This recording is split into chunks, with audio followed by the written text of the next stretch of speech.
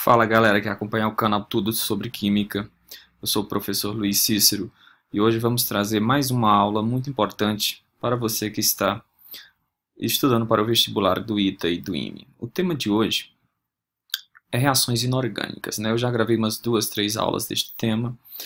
Estou gravando mais uma aula porque é um tema muito importante, é um tema em que os alunos têm bastante dificuldade quando o ITA pega pesado em algumas reações. Algumas reações que muitas vezes escuto os alunos falando: poxa, professor, eu às vezes decorava até os coeficientes estequiométricos dessas reações.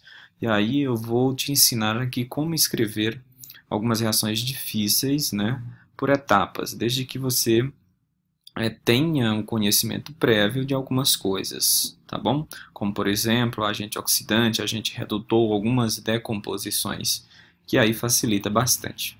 Então, na aula de hoje, nós vamos abordar, eu vou colocar um pouco de teoria para você, né, sobre este tema e depois mostrar como monta passo a passo uma reação, né, que era para ser considerado difícil e você vai ver que não é tão complexa, né? Então não deixe de curtir o nosso canal, Tudo sobre Química, né? Dê a sua opinião sobre as aulas, acesse também o nosso site. Lá você vai encontrar resumos teóricos de diversos temas, listas de exercícios muito importantes para esses vestibulares. Então vamos lá. Então, como escrever reações inorgânicas do tipo redox? Vamos para uma reação bem clássica, né? E mais antes disso, para alguns conceitos importantes. Então, quais são os principais oxidantes que você precisa conhecer e saber as suas principais reações? O permanganato de potássio, o dicromato de potássio, o ácido sulfúrico concentrado também atua como oxidante. Quando ele está diluído, aí não. E segue reações normais de dupla troca, reações de simples troca, né? O ácido nítrico, tanto concentrado como diluído, como muito diluído, então em qualquer situação HNO3 atua como oxidante. O ácido perclórico, o ácido clórico, que é o HClO3, o ácido brômico, perbrômico, certo? O HClO, que é o ácido hipocloroso, poderia ser também o HBRO. Então, esses são os principais. Eu vou dar um exemplo na aula de hoje, apenas um exemplo, né? Se você quer aprender mais sobre isso, aí você tem que fazer um curso comigo, né? Ou esperar mais algumas aulas ao longo do ano, ok? Então, ó, por exemplo, eu vou colocar aqui as duas decomposições do permanganato de potássio, desculpa, né? As suas decomposições tanto em meio ácido como em meio básico. Em meio ácido, o permanganato de potássio ele decompõe produzindo o óxido de potássio, que é um óxido básico, o óxido de manganês 2, que também é um óxido básico, né, na cor verde na natureza, né, e 5 mols de oxigênio nascente, para decomposições de 2 mols aqui. Esse oxigênio nascente aqui, que é o cara que faz acontecer essas reações redox, como por exemplo reações com metal nobre, cobre, prata e etc, certo? Destaquei as cores aqui porque o ITA gosta bastante de abordar as cores. As cores dos compostos é um teste analítico, né? Qualitativo, então é importante algumas cores durante a prova do ITA. A decomposição em meio básico, veja que o NOx cai, mas não de forma tão acentuada. Aqui o manganês foi de mais 7 para mais 2, meio ácido. Meio básico ele vai de mais 7 para mais 4, produzindo o MnO2, o dióxido de manganês, que na natureza é encontrado na forma, né, de um mineral negro, que é a pirolusita, ok? Então observe que o óxido do metal alcalino é o mesmo, né? A quantidade de oxigênio nascente altera, o que muda mesmo do meio ácido para o meio básico é a variação do NOx, né? Aqui ele vai de mais 7 para mais 5 em meio ácido, e em meio básico apenas de mais 7 para mais 4, não é uma redução tão grande, ok? Como as duas liberam oxigênio nascente, isso que agora deixa a reação bem violenta. Então vamos para um exemplo. Então veja, olha.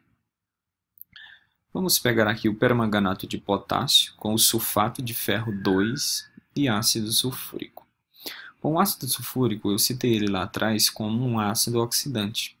No entanto, ele só se comporta como oxidante se ele não estiver na presença de um oxidante mais forte do que ele. Portanto, aqui o permanganato de potássio é o oxidante forte, o ácido sulfúrico aqui ele atua apenas neutralizando algumas substâncias no meio, certo? Bom, olha, se você for memorizar todas as reações redox, uma reação tão grande como essa aqui, o seu HD vai ficar ocupado rapidamente, né? Então, observe como que nós vamos montar esta reação. Bom, a primeira reação, e mais importante aqui para você ter, é a decomposição do oxidante forte, que é o permanganato. Como nós temos ácido sulfúrico, isso é uma decomposição em meio ácido. É uma decomposição redox, que acontece com mudança de NOx. Lembre que em meio ácido, o permanganato cai para o NOx mais 2. Então, ele produz o óxido de potássio, o óxido de manganês 2 e oxigênio nascente. Ok, temos esse cara aqui, o oxigênio atômico, extremamente reativo. A principal função dele era oxidar. Se ele vai oxidar, você vai procurar alguém que ainda possa mudar de NOx. Então, nós temos aqui o ferro 2. Né? Sabemos que o ferro existe no NOx 2 e no NOx 3. Olha, se o ferro está no NOx 2 e o meio tem oxigênio nascente, que é um poderoso oxidante, é claro que esse oxigênio nascente vai levar o ferro de ferro 2 para ferro 3. Só que ao levar o ferro do ferro 2 para o ferro 3, observe que tem sulfato no meio. Então, é claro que nós vamos ter a formação de um sal com o NOx do ferro já, um NOx 3+, com o sulfato. Né? Então, o sulfato de ferro 2 com o oxigênio nascente no meio de ácido sulfúrico, né? Esse oxigênio vai oxidar o ferro 2 para ferro 3, formando sulfato de ferro 3. E os hidrogênios com oxigênio combinam-se para formar um produto mais estável, que é a água. Bom, o que temos no meio? Então, a primeira etapa foi a decomposição, né, produzindo oxidante. Colocamos uma reação agora com o redutor, né? Então, o oxigênio nascente oxidou o ferro, certo? O que nós temos no meio aqui? Ó? Vamos observar, ó, tanto o óxido de potássio quanto o óxido de manganês são óxidos básicos. E nós temos um ácido no meio, que é o ácido sulfúrico. Então, com certeza, as etapas posteriores são etapas de neutralizações, tanto do óxido de potássio quanto do óxido de manganês. Então, neutralizando o óxido de potássio com o ácido sulfúrico, nós vamos produzir o K2SO4, o sulfato de potássio, né, mais água. Isso aqui é um meio aquoso, né? Então esse óxido aqui com água produziria o KOH e o KOH com ácido sulfúrico, K2SO4 mais água. Já coloquei a etapa global. Bom, o óxido de manganês 2 também é um óxido básico e, portanto, o manganês 2 com o sulfato de manganês mais H2O. Bom, balanceando cada etapa de forma individual, o que não é difícil, né? Se você pegar a equação toda e for fazer o balanceamento, aí com certeza é mais conveniente você tirar o NOx, né? Fazer pelo método redox. Aqui cada etapazinha dessa, bem curtinha, né? Você pode balancear por tentativa mesmo e somar, e as reações já irão sair. A reação global já irá sair balanceada. Então nós vamos eliminar aqui o K2O, que é o óxido de potássio, eliminar o MnO, né? Que é o óxido de manganês 2, né? Só colocar um 2 aqui como coeficiente, certo? E somar as etapas, né? Portanto, nós vamos obter esta reação aqui como reação global, ok?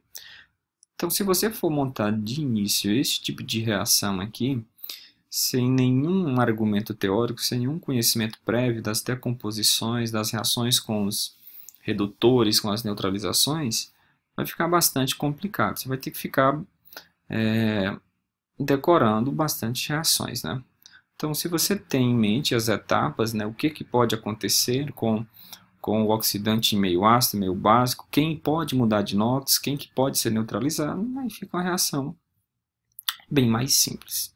Então, espero que tenham gostado. Até a próxima aula.